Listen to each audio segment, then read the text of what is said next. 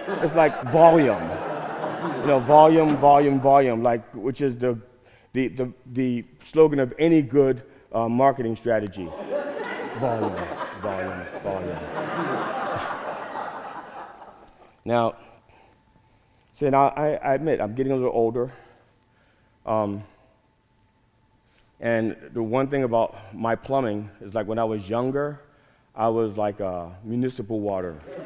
You know, nice strong stream, and you could spray it anywhere you want it. Didn't matter. There was more where that came from. And I got a little older, in my 40s and 50s, and I was like well water. I can still get you wet. It's just not as much force, not as much pressure. Now I'm a lot older, and I'm like fetching water with a bucket from the river. I can fill your tub. It's just going to take a few trips.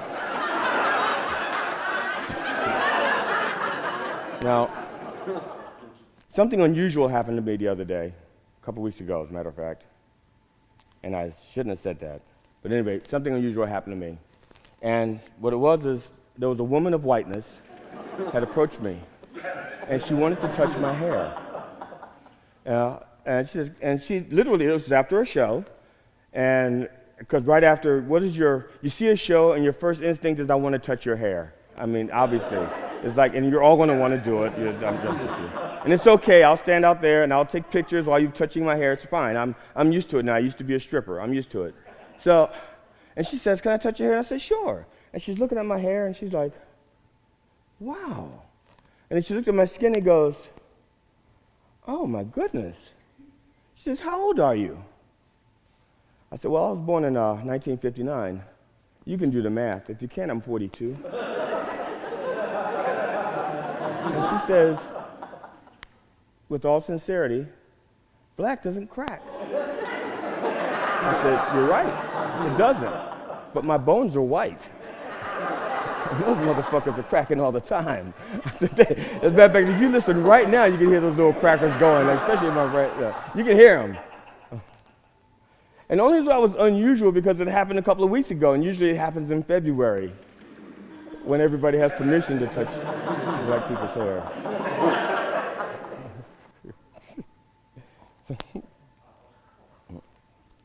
Now, there was this thing called COVID. I don't know if you heard of it. It's gone now. But the worst thing about COVID for me was when I went into the market and there was wet pet food shortages, dog food, cat food in cans. None. Now, I don't know what you know about animals. I don't know if you're an animal lover or not. I don't know. But animals used to be wild, and they used to eat meat. And if you think about it, we are just meat. And if you don't give them their food, we will become their next meal. I mean, and this is how it happens. Okay, you may not realize this. Statistically speaking, 27 dogs every year accidentally shoot their owners. And you hear about all the time, dog shooters that they were hunting and the dog accidentally shot his master. Okay, and you know why that happens? After all this time, dogs are so domesticated, they can't hunt without guns either.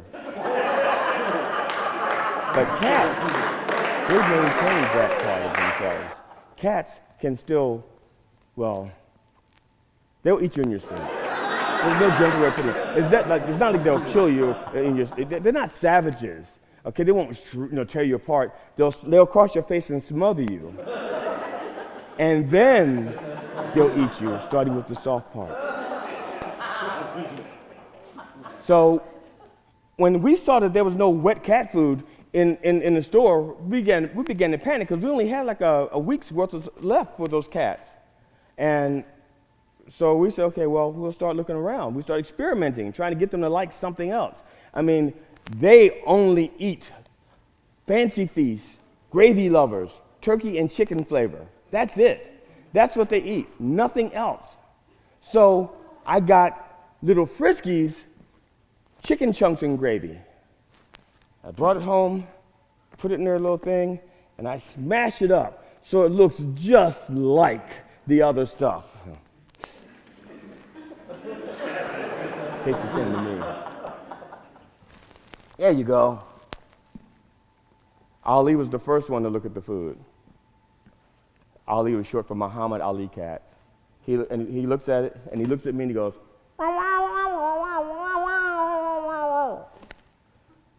for those of you who do not speak cat, that's fuck you. And I didn't know that before COVID. Thank you. Okay? Elsie, you gonna try this? It's just like the other stuff. Elsie, try it. Elsie is short for Lucky Cat Found in Woods. When we found her in the woods, see, Lucky Cat Found in Woods, she was starving, she was limping, she could barely walk, and she was barely surviving on insects. Because there were other cats in the woods they would not let her eat because they wanted her to be the next meal. So they were slowly starving her, not realizing that it wouldn't be as marbled, but that's okay. And Carol sees her out there, she goes, you have to do something. I'm like, you want me to put her out of misery? She says, no! You have to feed her. Okay, so we rescued her and took months and months and months.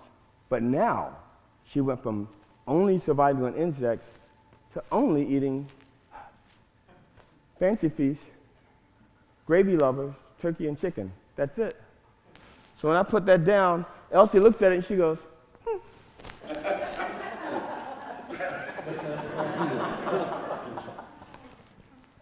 Now, those of you who've had kids know that sometimes kids have trouble eating everything that you put on a plate. And so you have to say things to them. When I was a kid, my mother had anecdotes she used to say to me to get me to try new foods. And it turns out that cats do not give a shit about starving kittens in Africa. I don't know if you can tell from my voice, it's a little husky. This isn't my real voice. This is my recovered from COVID from 2 weeks ago voice. And I'm going to keep hydrating. Sorry about that. I apologize in advance. So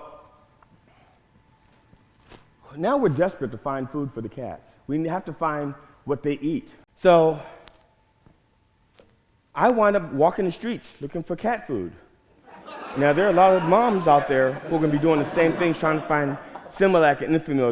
It's going to be like junkies. You're going to be like walking to dark alleys, like I did. I'm going, excuse me, hey, you got any cat food? You a cop? No, I'm not a cop. Let me see your arms. There, see, I have a cat. Okay, I can help you. You go around the corner to the Giant Eagle, aisle 17. They got what you're looking for. Thanks, man, I appreciate it. You need any drugs? No, I'm good. Similac, need Similac? No, I'm good. Just the cat food. Do me a favor, and don't mention my name in your sketch. No problem, Tommy. Tell D I said hi. Fucker didn't like me anyway. So, like I said, the COVID thing, it's all behind us, kind of. I'm a little bit hoarse, and it's left its remnants of COVID. I had it, and I gave it to my wife, but thank goodness we're both vaccinated and boosted, and all the other things that you can do all the other precautions you can take. So it hit us hard, but it only hit us for a couple of days. But that was the second time my wife had it. Yeah, she'd had it once before. And I remember this like it was yesterday. I was in the kitchen cooking dinner because I'm a good husband. And she comes in that kitchen, she comes home from work, and she looks like shit. But I'm a good husband, I don't tell her that. I'm a good husband. I just said, instead of saying you look like shit, I said, how was your day? Huh? How was your day? And she says, I don't feel good. I don't feel good at all. I feel terrible. And then she kissed me on the lips. as if to say, if I go, you go. And then she goes to bed. She wakes up a few hours later and she has a temperature of 101. And a couple days later, she has a fever of 103. And she has the body aches. And she has all, the body aches, the pain, and she has these like colored blotches all over her legs and body. Sorry, African American blotches all over her legs and body. And after 7 days, I'm really concerned, and I don't want to go to work because I'm afraid of what will happen while I'm at work. I don't know if I'd come home and find her alive or dead. To be honest, I was that scared. I mean, if I go to work and I come home and she's dead, then I know the cats will have already started eating the soft parts. Or I could come home and she's alive, but she's so weak that she can't get the cats off her face, so that they can finish her off and eat the soft parts. And so I was concerned, and said, you should go to a doctor. And Carol goes, I don't like doctors. I'm fine. I'm tough. Actually, what she said was, I'm wicked tough. She's from Maine. I'm wicked tough. So I'm concerned, and I start to prepare in the event that she doesn't make it. Because this is early in COVID, and nobody really knows what to expect. You know, what kind of pre-existing conditions that could be the thing that push you over. Like her pre-existing condition is she has me for a husband. I don't know that she wants to fight through that, so she can stay with me. I don't know. But I'm preparing for the worst. And Carol wants to be cremated. So I want to cremate her. And the thing is, she's lived her life over 3 states. The bulk of her life was spent in Maine, where she grew up, where her family is, where her son is, friends. That's where the bulk of her life is. Then there's Maryland, where we've spent most of our marriage and life together. And Florida, where we spent a little time together and she wants to retire. So I have to have 3 services for her because she has relationships and friends in all 3 states. So I have to drag her ash up and down the East Coast. And when we're done, we'll just put her in the Gulf, which is where she wants to be. Just put her ashes in the Gulf. Now, she recovered. It took a while, and she got a full recovery, and the fever went away, the body aches went away. It took a few weeks, but the colored blotches, so African American blotches, went away. Just took a little longer, and she made a full recovery. And I was happy. I was really happy that I didn't have to use those plans and break in another wife. I'm sorry, I'm set in my ways. I can't, it's bad enough that I have to introduce a wife to 2 cats that may not want her either. Excuse me, here's your new Elsie.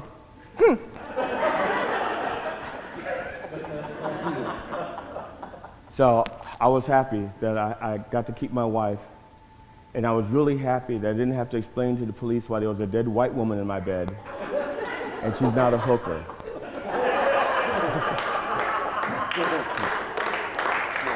Now, but I understand why Carol is reluctant to see the doctor. A lot of people have issues with going to see a doctor, and I understand why. See, a lot of people, they treat their doctors like booty calls. They only call their doctor like once every 3 years when something's up. They don't have a relationship with their doctor. It's like, hey, yeah, I know it's been a while. Yeah, can you see me tonight? Hello? Me, I have a good relationship with my doctor. I auditioned my doctor before I got my doctor. See, because I have needs and wants and understandings, and I know what I like. I prefer a female doctor.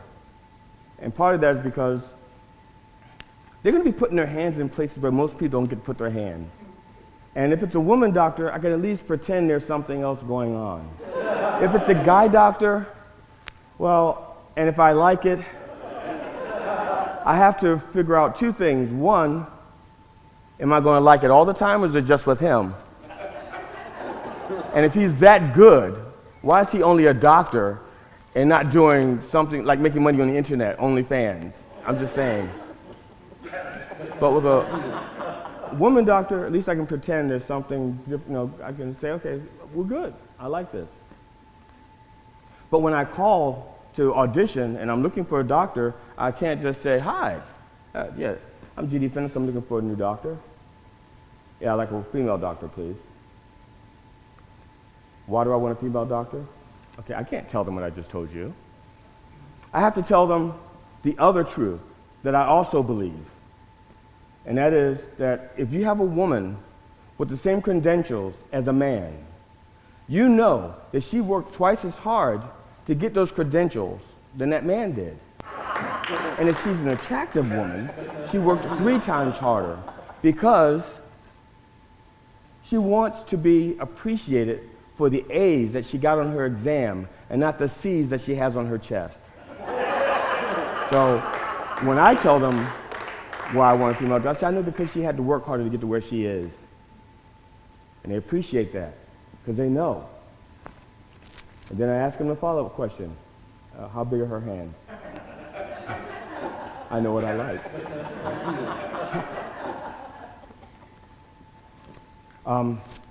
Coming up in a couple of weeks is a holiday, Juneteenth. I would be remiss if I didn't mention it.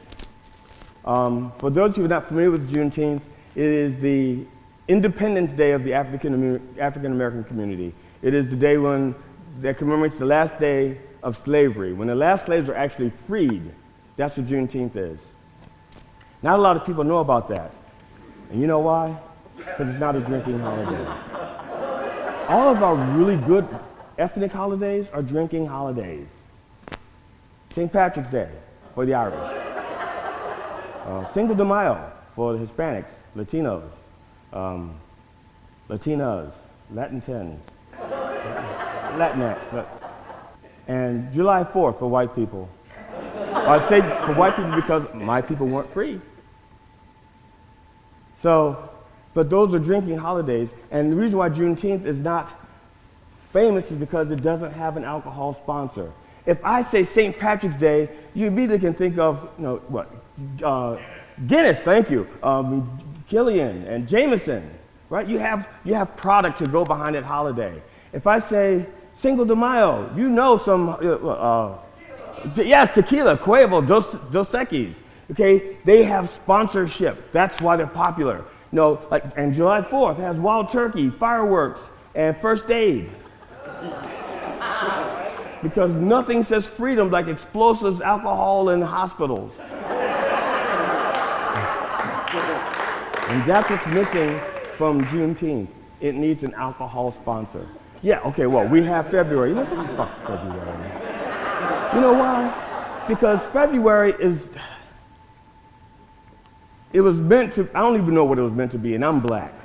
I'm sorry. But I know that by February 4th, I'm tired of it. I'm tired of all the commercials pretending that these people who are just really all they want is money are interested in actually advancing any kind of cause or any kind of unity or any kind of understanding of what we need to be in this country, which is like a homogenous people. They don't care. All they want is money. So in February, a product in January and March, which just be called Trojans, well, in February, they're the Wilt Chamberlain condom. Guard your post like a champion. January and March, they're called vibrators. But in February, they're the Magic Johnson dildo. January and March, it's shoe polish. But in February, it's the Rachel Dolezal Homegirl Home Kit. All they care about is money. They don't care about bringing us together. And that's what I care about, bringing everybody together. So that's why I say, for Juneteenth, just give us an alcohol sponsor. There's something like Hennessy, Colt 45, Crown Royal, an alcohol sponsor. Let them get behind Juneteenth, and then everybody will enjoy it, just like they enjoy the other ethnic holidays. And I say get rid of all of the months. Women's Month. No, we do not need Women's Month. Why? Because men do not appreciate women any more on March 31st than they did on March 1st. Why? Because they don't care. Okay? You give them one day, a drinking holiday, and that should be what? The day before March Madness starts. Because for the next 2 weeks, the women are going to be forgotten by the men anyway. That gives them 2 weeks to get their shit and sneak out the house. He won't even know she's gone. She's free. They won't even miss her. And you give an alcohol sponsor like sangria, margaritas, anything but cosmopolitan. Get rid of, June is Gay Pride Month.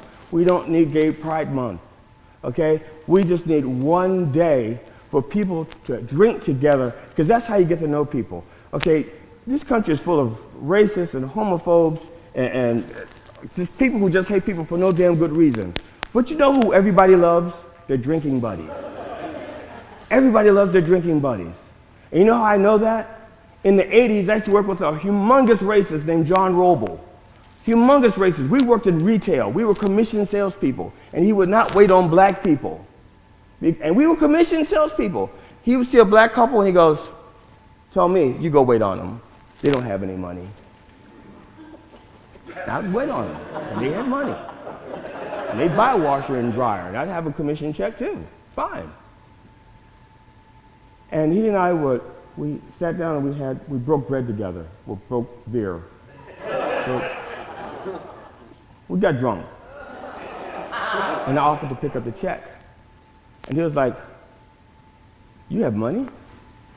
We work together. I have a job. I have the same job he has. And he thought because I was black, I didn't have any money. So, because we drank together, he liked me, even though he didn't know me. But once he realized that I had money, maybe other black people have money. And he started waiting on black people. That's what alcohol can do. The power of alcohol. You get to know people when they're their most, I don't want to say vulnerable, but when they're their most honest, that's when you get to know them. So we don't need Gay Pride Month. We just need one day where people can drink with their gay friends. Okay? Because those of us who just love people for who they are, we don't need a month. We don't need a week. We already love you. It's the people who are hating that we're trying to win over so they can stop the hate. And that's how we do it. We give them a drinking holiday, and let's say the first day of spring, because that's when it's fun. And give them an alcohol sponsor. According to the internet, it's IPAs. They love beer, IPAs. I prefer anal. I can't remember the stands for. But the thing is, you don't have to go right back to this, because there are a lot of people who, quote, experimented in college, and they always say they were drunk, okay? Yeah.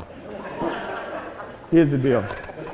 We get rid of all of those things. We just get alcohol to sponsor days for groups. If there's a group out there, we give them a day, and we give them their drink. So this Juneteenth, if you don't have a black friend, make a black friend. Find one who has money and go to a bar, have drinks with them, enjoy their company, learn all about them under alcohol, because you want to know the truth about someone, drink with them. That's how I found out I was an accident. My mom told me, over drinks. That's how you get the truth about people. You have drinks with them because they love their drinking buddy. Juneteenth, we all get together. We can put our cars in the Rosa Park and ride. Walk over to the bar, get drunk together, share stories, love each other, and at the end of the night, get our designated drivers to take us home. And those are the Muslims, because they don't drink. So, they'll be the only sober people. They can take us home, and we can trust them, because they want to get home safely too. It's like, yeah, I'm so glad you had a nice day. Oh, cat runs in front of them. I'm gonna slam my brakes on. Okay. So that's why we get rid of all the drinking, all the months, and just get drinking holidays. And that's my social commentary for the evening. Part one. But Now, going back to St. Patrick's Day, I'm not Irish, but I like St. Patrick's Day because it validates something in my life. When I was a kid, my sister used to always call me the second accident. My sister was the firstborn, and then there was my brother Ralph, he was the secondborn, and those were special. She was special because she was the first, he was special because he was the first boy. Me and Brian, we weren't so special, we were like, oops. So they say. But this is what I learned. If you go from the days we were born, and you take the gestation period of a human baby, 280 days, my sister was conceived on St. Patrick's Day. My parents were drunk. You take my birthday, and you go back 280 days. I was conceived on St. Valentine's Day, lover's holiday. Now, the simple mathematics say you have alcohol, a young couple, and their first baby, that says accident. Now, they're both conceived in July in Baltimore without central air conditioning. I know. You know what my mother was going through. It's like, get off me, Ernest, it's hot. Ernest, come on, Ernest, get off me, it's hot. All right, make it quick. Quicker. Now me. Valentine's Day. Now I have to admit, my parents were separated at the time because my father had a disease, dyslexia. He had a penis that just could not identify which hole it should go in. And so quite often my father had wound up in the wrong person. It was a disease. And my parents would fight over this, until eventually my mother left my father, but Valentine's Day. Who is it? Hey, Elaine, it's me, Ernest. What you want? Hey, girl. Valentine's Day. And? Oh, come on, don't be like that. I brought you some chocolate, candy, and some magnolias. You probably stole them. Me? Steal magnolias? People who don't know me wonder why I don't have children. People who do know me know better than to ask. And the reason I do not have children of my own is because I'm lactose intolerant. Because children do not come with a manual. No matter how many children you have, if you have one child, if you have 5 children, it doesn't matter. Each child is going to be a little bit different, and they just don't fit in that mold. There's no manual for it. And me, I know I'm going to mess something up. I'm going to screw it up. And if one of my kids goes missing, their face could be on every milk carton across the country, and I wouldn't know because I'm lactose intolerant. The other reason why I do not have kids is because of my parents. They cursed me. They said, "We hope you have a child just like you." I know what kind of child I was. I remember, I was there. And it wasn't my fault that I was like that. My parents were liars. Okay, I didn't know if I could trust them. They lied about everything that mattered to me. Everything that mattered to a child was a lie. Santa Claus, Easter Bunny, Sandman, the little farm up north where the cats and dogs go to be happy. My face would freeze if I didn't stop.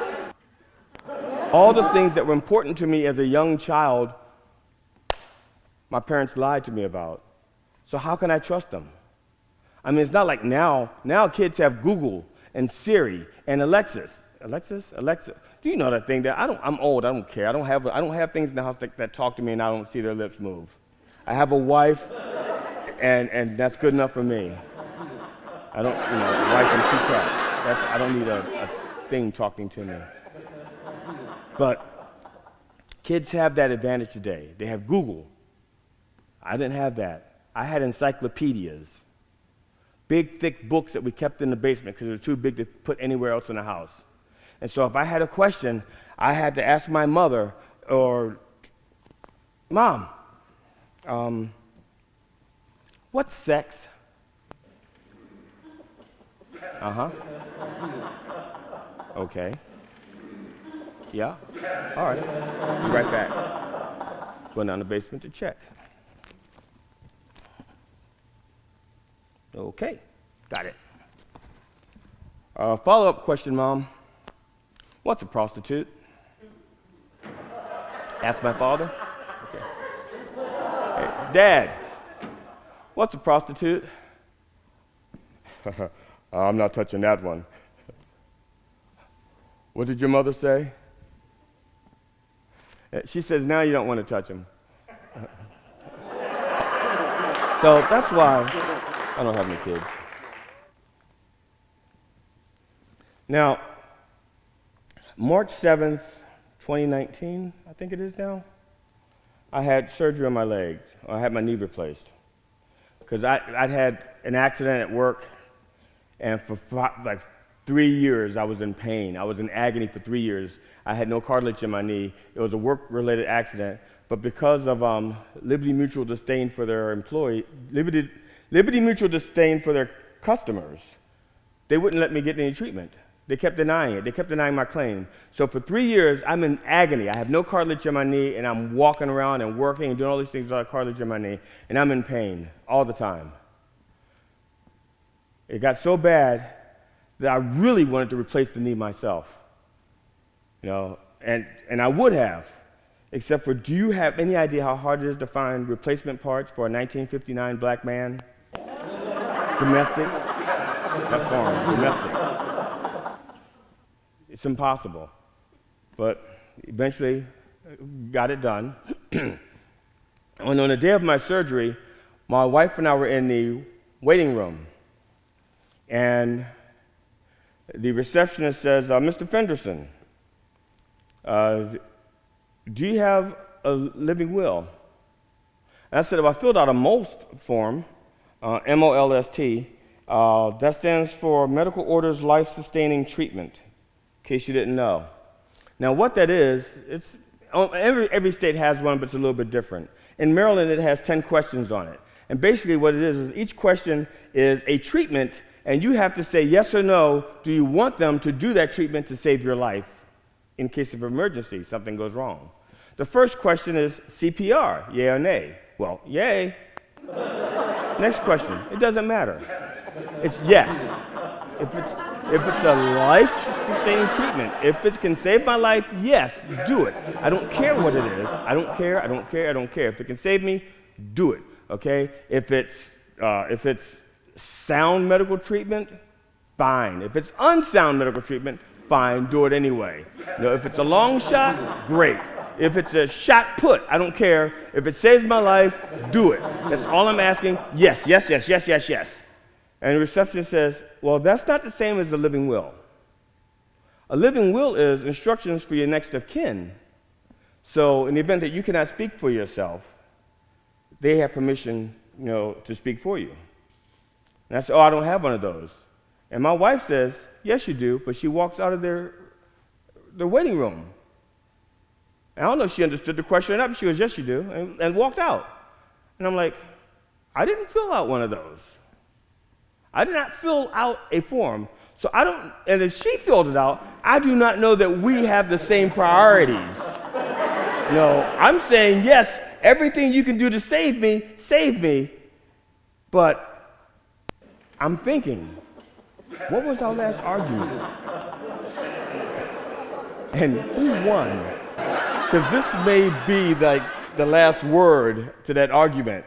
I don't want to die just because we disagreed over what to name the cat. And I lost the argument and we named her Elsie.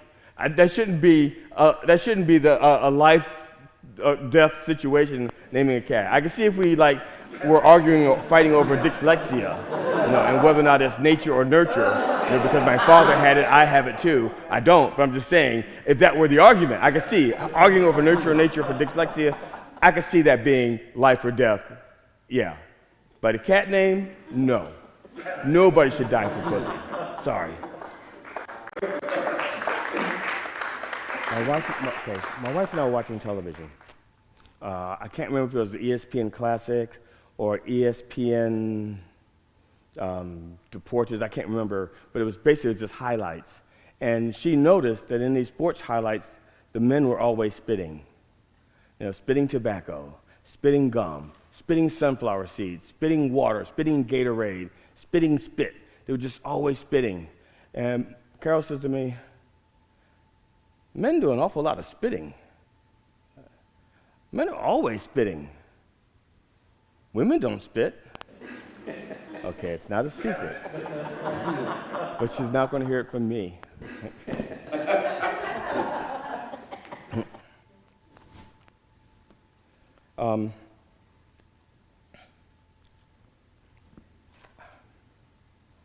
I learned a little while ago that I have spousophobia. I'm afraid of my wife. Now, I wasn't always afraid of my wife. As a matter of fact, in the beginning, I didn't even know I was afraid of my wife. I thought we were compromising. Because before we met, I used to brush my teeth with Aquafresh. Now we use Crest. Before we met, I used to wash my clothes in Tide. Now we use All. Before we met, I used to shave with Gillette Mach 3 razors. Now we use Lady Chic. Compromise. At least that's what I thought I was doing. I didn't know that we were afraid. I was afraid of her. Now, for people who've been in relationships for a very long time, that is my theory, is why they stayed together, why they're still together. Because you think about it, COVID happened and the pandemic happened. Our marriage is COVID tested, pandemic approved. Okay? When all these other couples were like dropping like flies because all of a sudden they have to talk to each other, it's like, holy shit, I have a relationship. It's like they're on a Titanic, they see the iceberg coming and they don't know what to do, so they abandon ship. My wife and I, we survive like all the other strong relationships because I have a healthy fear of her. We have enough love to bring us together, but enough fear that I'm not going to fuck it up. Which is why we can stay together. I have spousophobia, just a tad. And before we got together, I didn't really celebrate holidays. I didn't observe any holidays. But once we got together, we started to observe 2 holidays. And she told me what they were. We were to Valentine's Day and our anniversary. Those are the 2 holidays. And she told me, don't you fuck those days up for me. Okay, that's it. Those are the only 2 days I don't have to fuck up. I can fuck up the other 364 days a year, but those 2, I'm under pressure. And the problem is, I'm under so much pressure that it gives me mental pause. And for those 2 weeks, I can't sleep, I can't eat, I can't drink, I retain liquor, because I'm so scared that I'm going to screw those 2 days up. I'm going to tell you about one of our anniversaries, our 13th anniversary. The 13th don't fuck this day up for me anniversary. Carol and I had planned this out to the T. We planned it out for months. Romantic dinner, followed by a play, The Book of Mormon. Those tickets were hard to get. And to get them during when you want them, like during your anniversary, oh God. And it was beautiful. Planned this whole thing out. And the tickets were reasonably priced, $200 a piece. So this was right after I had the surgery for my knee. I had my knee replaced. I'm in the car with my wife. She's driving because I just had the surgery. We're on 695. I have a cold bottle of water on my knee because it feels good, and it's leaning against the car, vibrating. The vibration just makes it all feel good. You know what I'm saying? I'm like, oh. And we're driving. She's driving. We're going along.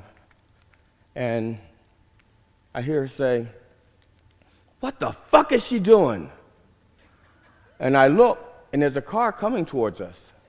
It's coming straight toward my side. And I don't know why I did what I did. I don't know if it's because I played football for a lot of years and I'm used to like hitting, hit them when they hit you. Or if it's because I've been watching a lot of Marvel movies and for some reason I thought I was the Black Panther. But when the car came to the door, I ducked my shoulder down and I went, "Wakanda forever!"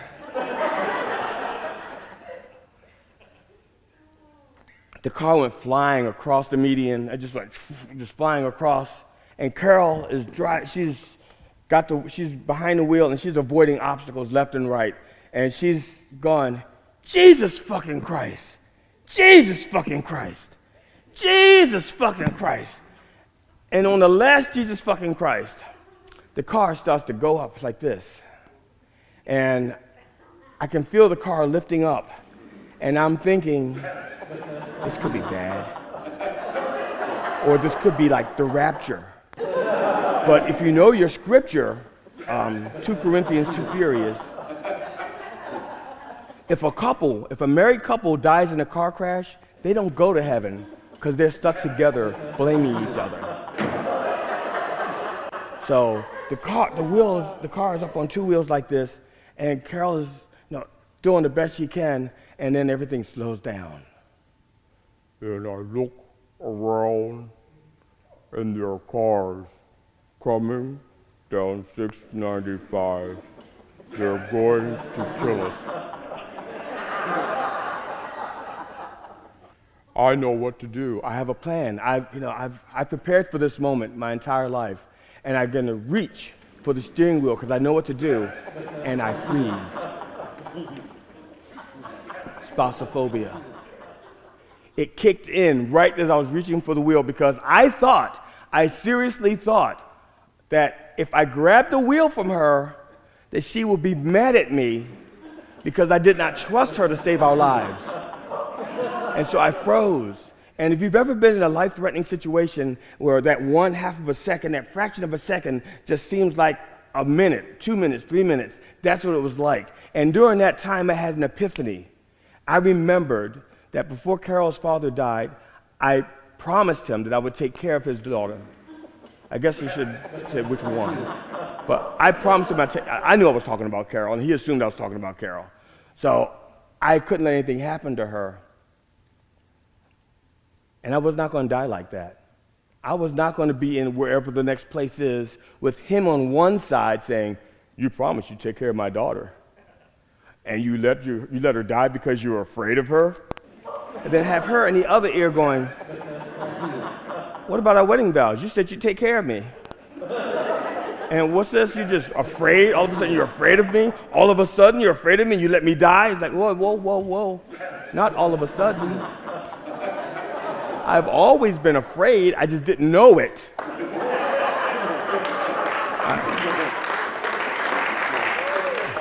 So I reach over and I grab the wheel and I cut it, I get his back on there, and I'm like steering it like this. And get us off the side of the road, the car comes to a stop, and Carol looks at me and she goes, "You okay?" I said, "Yeah." "You okay?"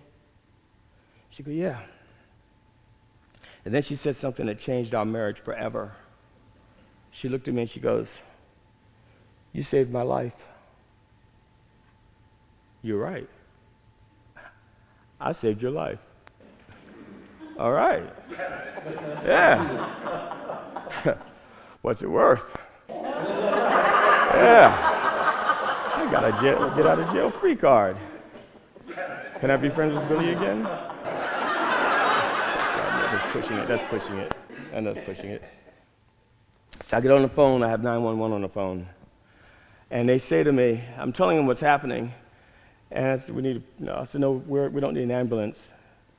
And they said, "Well, don't get out the car." Boom. There's Carol. And I'm looking, I said, I gotta go. Like, fuck. Carol is going after the other driver. Now I have to do something. I have to save a life. But now I can't get out the car. My leg is stuck. I was like, oh, you gotta be kidding me. My leg is stuck. And I just knew my leg was broken again. I just knew I just got it fixed and it's already broken. Well, at least it's under warranty.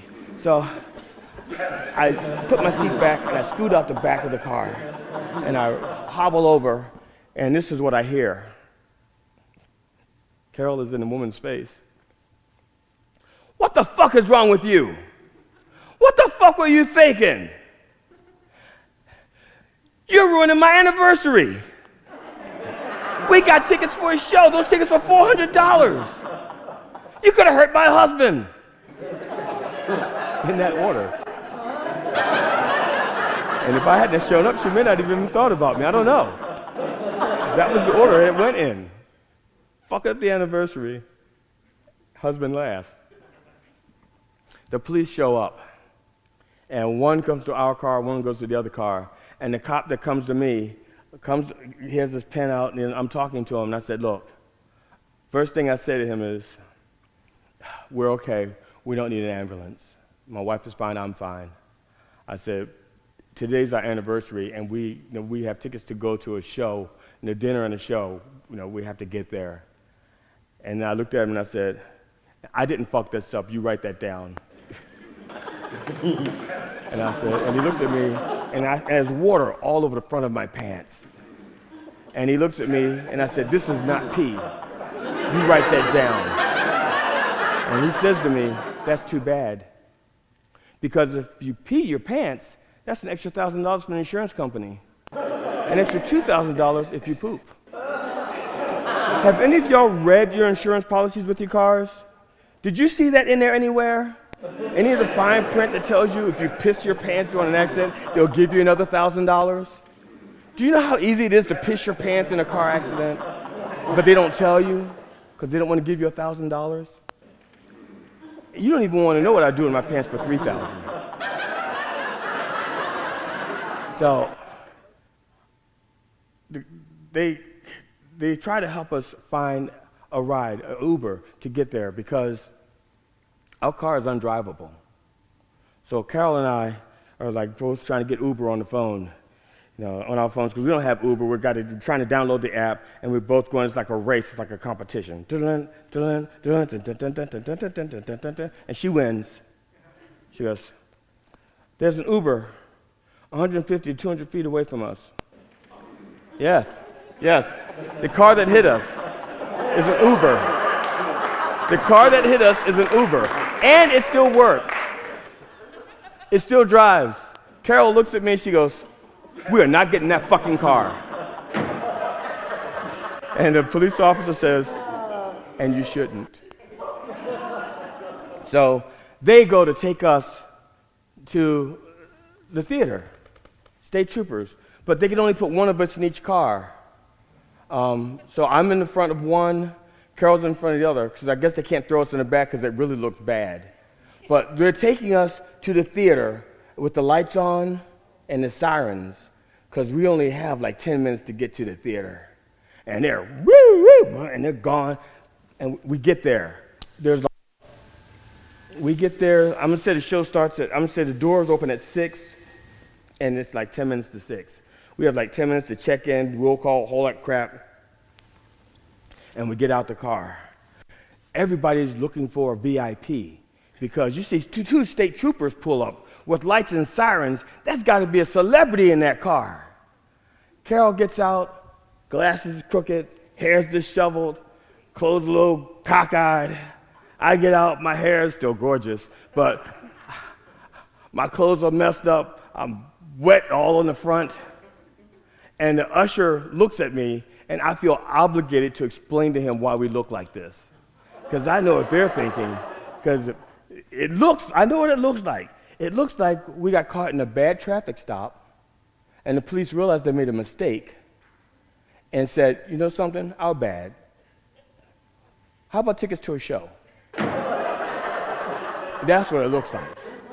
And so I explained to the usher, I said, look, we were in a car accident, and we didn't have a ride here, so the police brought us here. And he looks at my pants, and I know what he's thinking, and I said, no, this is not pee. The usher says to me, that's too bad. If you pee your pants in a car accident, you get $1,000, and $2,000 if you poop. Now, for the usher to know that means he was either in an accident or he knows what to look for in your insurance policy. He knew where to look, but he understood. So we go in, we miss dinner. We don't get our romantic dinner. That's gone. We get to the concession stands, like, closed. Oh, God. Sir, my wife and I were just in an accident. We haven't had dinner. This is our anniversary. We just spent $400 for theater tickets. That's $400, you cheap fucks. What do you got to eat? 2 pretzels. 2 pretzels and 2 glasses of champagne on the house. That was our romantic anniversary dinner. Carol, being the lovely woman that she is, says, you can have my pretzel. So I had 2 pretzels and champagne. I wasn't looking at her. I know. She was like, no, I'm drinking my liquor. I need my liquor. We've been through it. Give me my liquor. You have the pretzel. And turns out she didn't want the pretzel because that would just soak up the alcohol. That's all. I thought it was care for me being hungry. Like, no, I want to be drunk right now. We've been through some shit. We had to take an Uber to go home. We live up in East Bumfuck. Our car was in Baltimore. The theater's in Baltimore. We live in East Bumfuck, the last black family on the right when you're leaving Maryland. I know you said, so $104 for the Uber. And that's not even counting tip. I tipped him by filling up his gas tank, and thank God it wasn't like yesterday, and this was a few years ago. So I filled up his gas tank as part of his tip. And we get home, and like all in all, we wrecked the car, but we're alive. And thanks to my quick thinking, I saved my wife's life. I still can't be friends with Billy. Baby steps. Now, on the ticket, on the flyer, it says G.D. Fenderson. I'm G.D. Fenderson on stage. And some of you may wonder what G.D. stands for. I was actually named after my aunt Dodie. No, the D doesn't stand for Dodie. Her name is Gwendolyn, and my name is Glenn DeWayne. I know, Glenn DeWayne, Gwendolyn. Apparently, my mother also had dyslexia, but I was named after my Aunt Dodie. And my Aunt Dodie and I were very close because I was her namesake. And when her and my mother were also very close. They were very, very close. And they used to throw parties all the time. Every weekend, they threw 3-day parties that started on Friday and ended at Sunday with breakfast. And then my aunt had a series of strokes that left her incapacitated. She was wheelchair bound. And my mother was her primary caretaker. And my Aunt Dodie, she couldn't move except for her arm. And the only thing she could say was, die, die, die, die, die, die, die. And so you walk into a room, and my Aunt Dodie would say, die, die, die, die, die, die, die. And my mother, in the very beginning, was frustrated. And she'd say, Dodie, I know you're in there, but I don't know what you're trying to say. Die, die, die, die, die. So my mother began to interpret what she thinks my aunt is saying. You walk in the room, die, die, die, die, die. That's right, Dodie. That's your nephew, Glenn. You know Glenn, right? Die, die, die. Yes, and that's his girlfriend, Kim. You remember Kim, right? Die, die, die. Yes, that's very good, Dodie. Very good. You remember them. It's very good. Well, after a while, my mother gets tired of just the little chit-chat. I come to visit. Die, die, die. That's right. That is Glenn and Kim. That's right. Die, die, die, die, die. Aunt Dodie says you need a haircut, and she hopes that the two of you are using protection. Die, die, die, die, die. And she's glad to see the two of you still together because we didn't think he'd be able to find a girlfriend. We all thought he was gay. Die, die, die, die, die, die, die. Are you putting on weight? And my aunt gets worse and worse. And eventually, I prepare myself that there's going to be a call in the middle of the night, and it's going to be my mother calling me to let me know that my aunt has passed. So I'm sleeping, and the phone rings in the middle of the night, and I pick it up. I can see that the number on the caller ID is my aunt's house. I said, hello. Die, die, die, die, die, die, die. Hello? Yeah, your Aunt Dodie called. She says you haven't been by the visit for a while. And when you come by, would you bring a cheesesteak sandwich for me, please? What? Aunt Dodie said that? Die, die, die, die, die. And she also said she doesn't like the idea that you dropped out of college. Genius or no genius, you need an education. Die, die, die, die, die. And she liked Annie better than Kim anyway. She didn't think Kim is good enough for you. She liked Annie. Annie had baby making curves, you know, those hips, those baby hips. Right. And at the time, my cat that I had, his name was Jean-Claude Van Damme Cat. And he walks in, and he looks at me and he goes,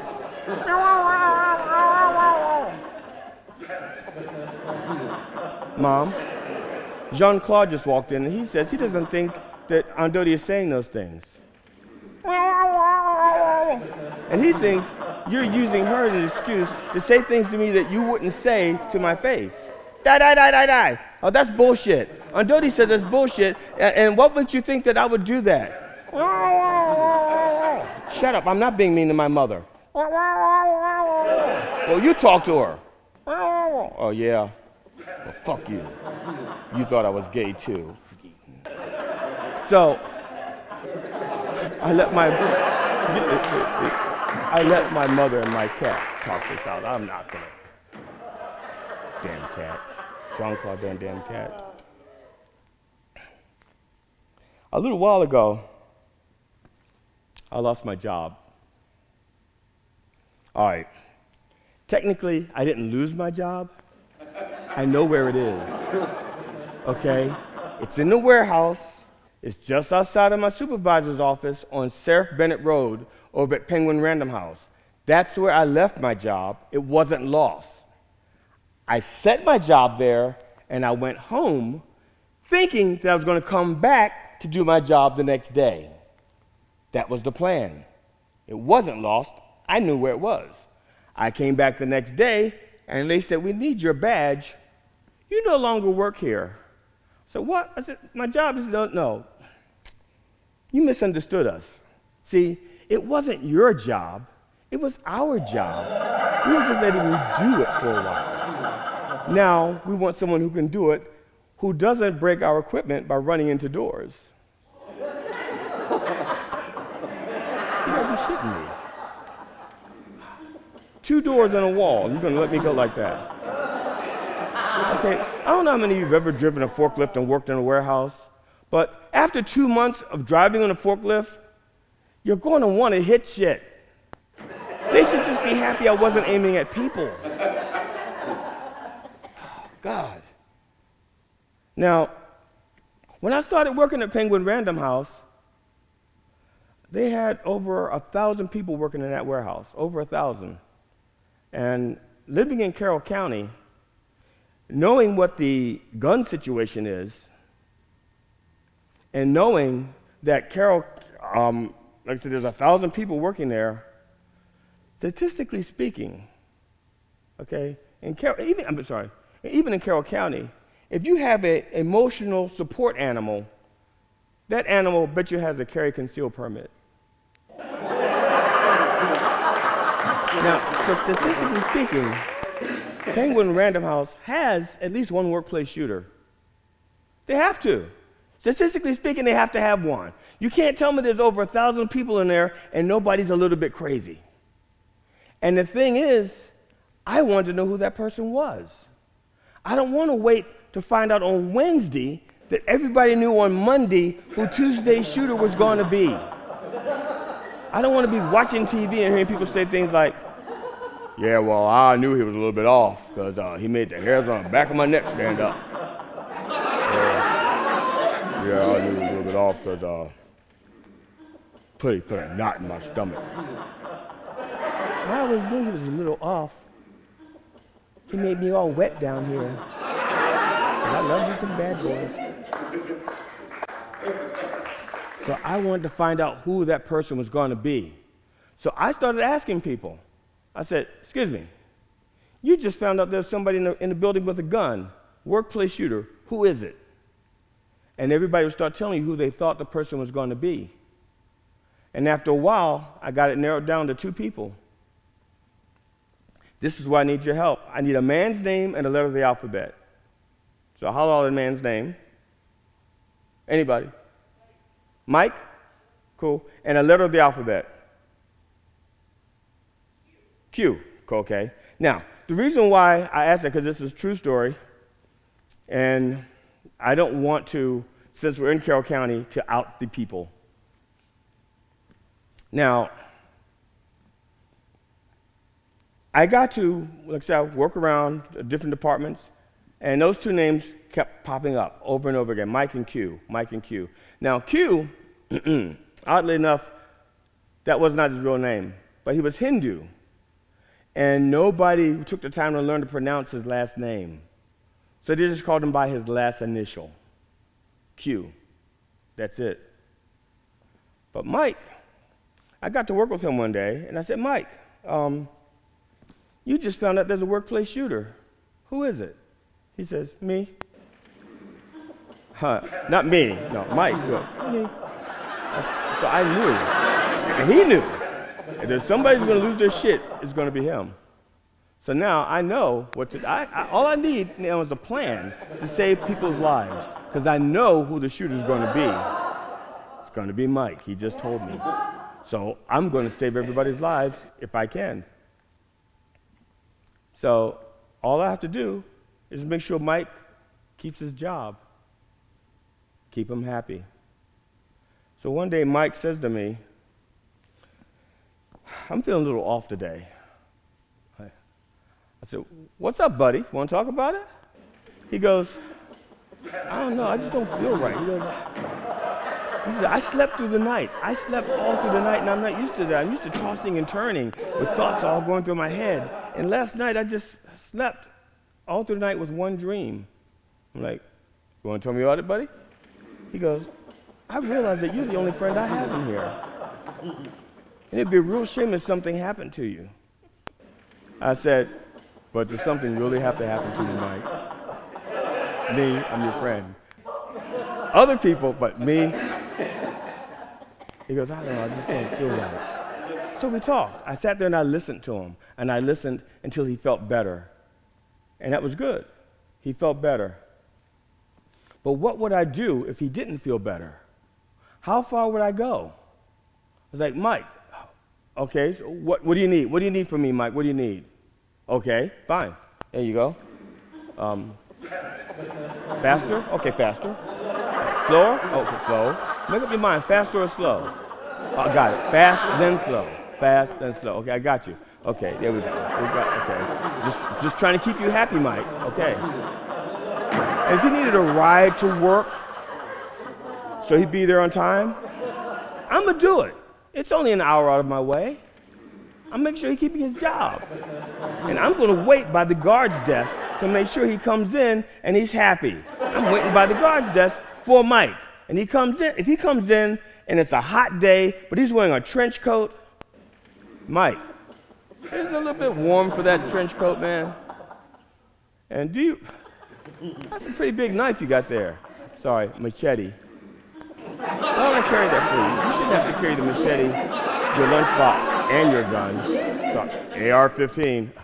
So here, give me that. What do you want? A trade? Okay. What do you want? Okay. We have to go in the men's room for that. Okay. So yeah, we'd be in the men's room, and then somebody calls HR, and HR comes in and goes, excuse me, you two men can't be doing that in here. And I'll turn around and I'll say to HR, And HR and the guard will come in and go, leave him alone. He's a goddamn hero. He's being shot in the face, the window gets shot in the back. We needed men like him in Vietnam. If we had more men like him in Vietnam, we would have won. As a matter of fact, if we had more men like him in Vietnam, I wouldn't have run off to Canada. So that's what would you do. That's what I would do to help Mike. I'd be a hero. I'd be like all over the newspapers and companies all over the country would want to hire me to save their staff. Bill Gates would hire me because he wants me to help fix his Microsoft. And Jeff Bezos would want to hire me to polish his rocket. I could be an astronaut. I'd be a hero. But if it's Q, what if it's Q? What if Q is your shooter? Well, he's Hindu. I could save everybody's life. Everybody, get behind me. Everybody, behind me. We're going to get out of this alive. I'm going to get everybody out of here. Come on, everybody, come on, come on. Yeah. All right, this is what we're going to do. Everybody get on the ground. Everybody get on all fours. Everybody, come on. Now, we'll just crawl toward the door, okay? Single file. And if Q points his gun at us, you take your fingers and you put them on your head and you say, moo. See, he's Hindu and he won't shoot the cow.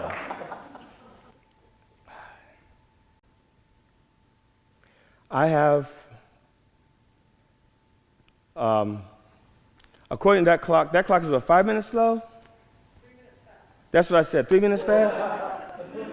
So, and you, Jack, how much time do you have on your camera? How long have I been like, we started early, never mind. That's no good. The reason why I'm saying this is because I don't want to go too long, because you guys have been great. I just want to see what my alarm says, because I set it for 90 minutes. No, I didn't. I forgot to set it. All right. So I'm going to pretend that I know what I'm doing, and I'm going to get us out on these two things.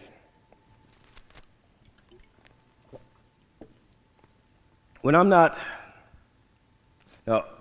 doing this kind of stuff, I like to find a place where I can be quiet, away from people, and just be myself.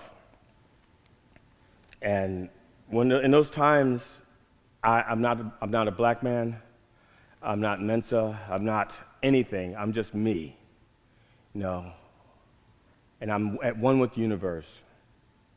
And then sometimes something happens to remind me that the world sees me as something totally different, and it brings me right back in. And this happened once in Florida. My wife and I were on the beach. We're holding hands, walking along the beach, and in front of us there's a bird hopping. A red bird with a little black mask and a tuft of red feathers on the back of the head, shaped like a triangle. Little orange beak, hopping along in front of us.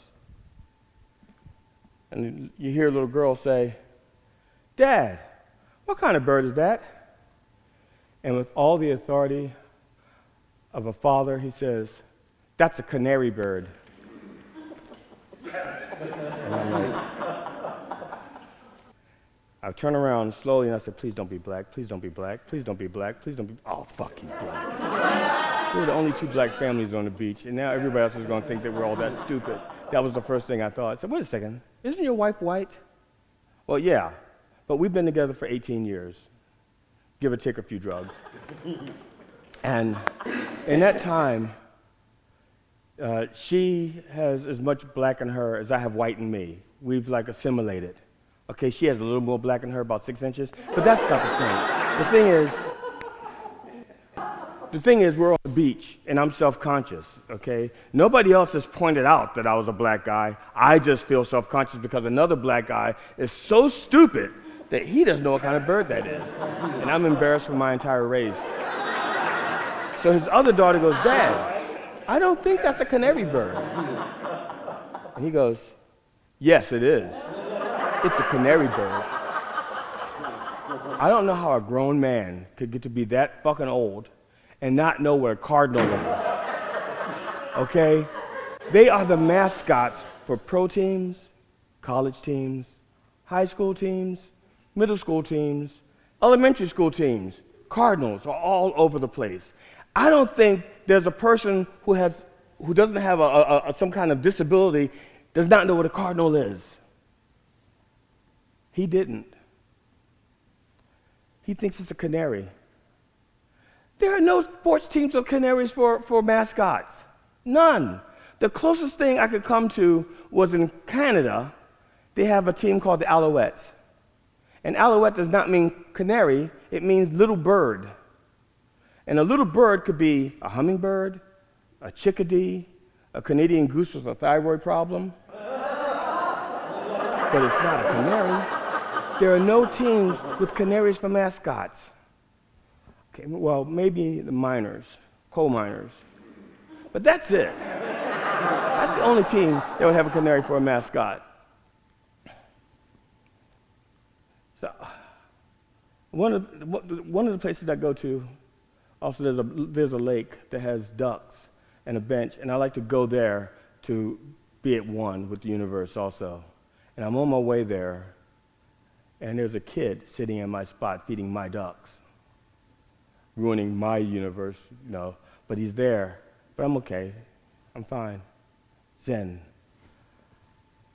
I walk over to the kid and I go, hi. And the kid laughed at me. And he pointed at the ducks and he says, quoi? And his father comes over and he goes, I'm sorry, that's my son Tobias. We're from Germany. He does not speak any English. Okay, he doesn't speak any English. And I only speak a little German. I know Achtung, I know Schnell, and I know Hogan! And I know nothing. That's all the German I know. But he laughed at me and said, quoi, when I said hi. Do you know what hi means in German? Shark. Shark.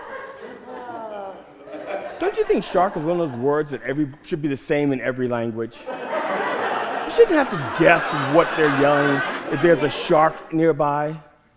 And worse off, that little kid is probably thinking, okay, the other black guy didn't know what a canary was. He doesn't know what a duck is. What, black people don't identify chicken? What's going on?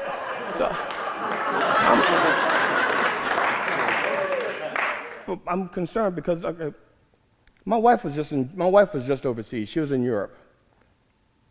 And one of my friends says, aren't you concerned that your wife is going to Europe by herself? I'm like, no. He says, don't you think she might cheat on you? No. And she does. That's her business. That's her vagina. She does what she wants with it. She's been taking care of it before she met me. She knows what's good for it. I don't take care of it. I said, I'm not worried. Besides that, if I have to worry about what my wife is doing in Europe, then I'm in the wrong relationship. My wife, and besides, she knows how to say no in several languages. She was in Austria, Hungary. Hungary was first. A guy hit on her, and she goes, Nem. No, she's in Austria. A guy hit on her, she goes, Nege. Yes, no, thank you. And she's in Germany, and the guy hit on her. She says, 9. The guy goes, yeah, 9. So my wife and I are joking about it. And I was just joking. I said, yeah, well, you're in Europe, to experience what you're not going to experience at home. You're not getting 9 at home, so 9 over there. Fine, sure. Do you. You do you. You do you, girl. Have fun. And Carol says, I'll tell you what. When we come to Europe next year, if you meet an attractive woman who wants to sleep with you, and you want to sleep with her, if she has a 9-inch penis, knock yourself out. Fair is fair, right? No. But I don't want to worry. I didn't have to worry about her being in the water in Germany, and she's going, playing in the water. And some guy walks by and goes, hi! And Carol goes, hi! He goes, no, hi! She goes, hi! Hi! Hi! Hey! Hey! Hi! Snell! Snell! Snell! He thinks my name is Snell. Dun-dun.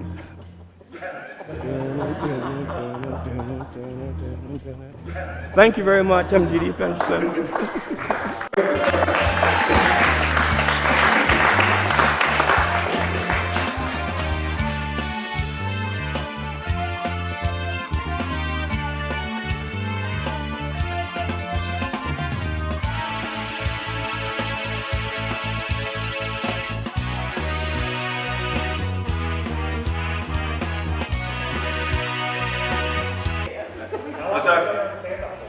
I'm sorry? How long have you been doing stand-up for? 7 years. Wow. Actually, Carol got me started. Yeah, we were living in Florida. We moved there because she had an opportunity to become annoyed with another government. And so she took the opportunity to move to Florida to do that. And she realized that when I moved to Florida, I wasn't going to have any friends. And me being the closed-in person, I'm not going to make any friends easily. I'm not talking to people or anything like that. So she signed me up for a comedy class, a comedy workshop. That, and she got tired of me knocking on the shower door saying, honey, is this funny? Is this funny? No, I just wrote this today. Listen. So she signed me up for a comedy workshop. So she got me involved in it, and I've been doing it ever since. Thank you. So, if there's nothing else, I appreciate it. Thank you. Thanks, Jack. Ian. Sophie. Thank you.